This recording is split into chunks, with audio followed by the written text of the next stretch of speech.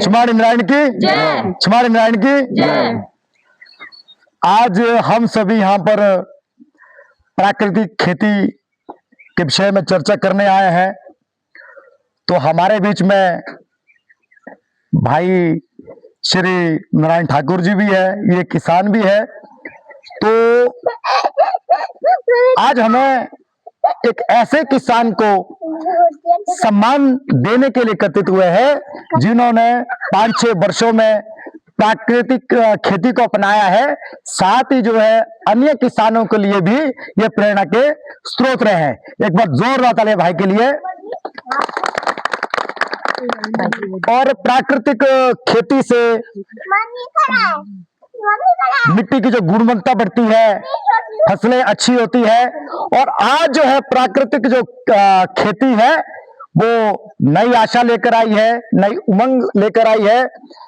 अब हम बड़े भाई को साथ में इनको सम्मानित भी करेंगे और साथ ही हम चाहेंगे बड़े भाई श्री नारायण ठाकुर जी हमारा जो है मार्गदर्शन करें, आपने कैसे कैसे किया। बड़े भाई श्री नारायण ठाकुर जी। ठीक है।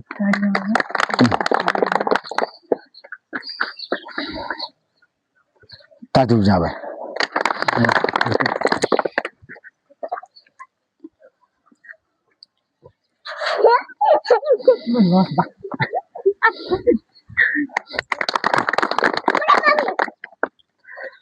तो मैं अब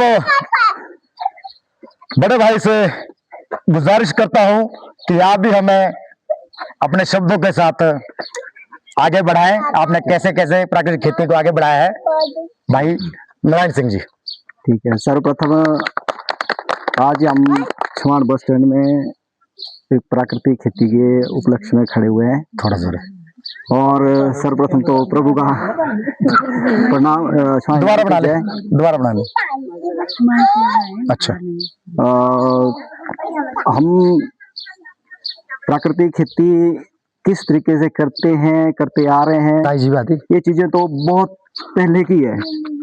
लेकिन जो कुछ एक दशक से जब हमारी हरी क्रांति आई, हरी क्रांति के दौरान जो हमारी फसलों को पैदावार बढ़ाने के लिए रासायनिक खेती का प्रयोग किया गया, वो एक ऐसे अंधाधुंध तरीके से किया गया कि उसके बारे में हम कभी सोच भी नहीं सकते हैं।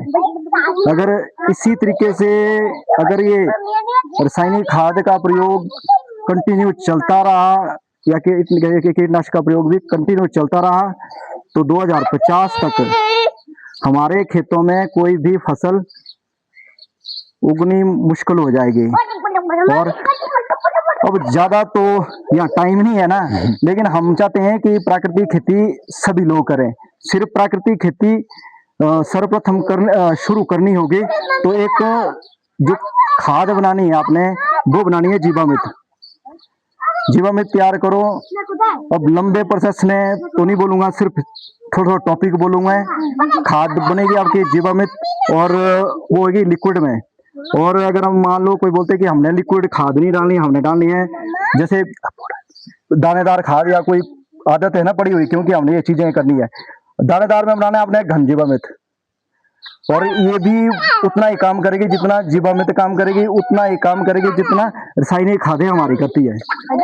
बशर्ते कि थोड़ी सी मेहनत खुद करनी पड़नी, लेकिन जो जीवामृत तैयार होता है, घन जीवामृत तैयार होता है, वो सिर्फ मात्र 100-200 रुपए में लगभग 5 बीघे की खाद तैयार हो जाती है इसमें। और रही बात उसके बाद स्प्रे की, ये तो बनी खाद की बात। उसके बाद आई बात स्प्रे, जैसे मान लो हमने कीटनाशक स्प्रे करनी है।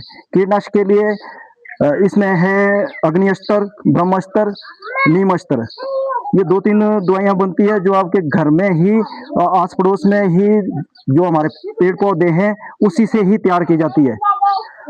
और बाकी उसके बाद आती है फंगीसाइड, क्योंकि सभी लोग कुछ ना कुछ करते रहते हैं। स्प्रे तो करनी है, क्योंकि कई डाइथेन करेंगे, डाइथेन के अब करना क्या है उसको, अगर अलग तरीके से अगर हमारे प्राकृतिक से जुड़ना है तो फंगीसाइड के लिए आपने घर से लस्सी बर्बाद नहीं करनी है।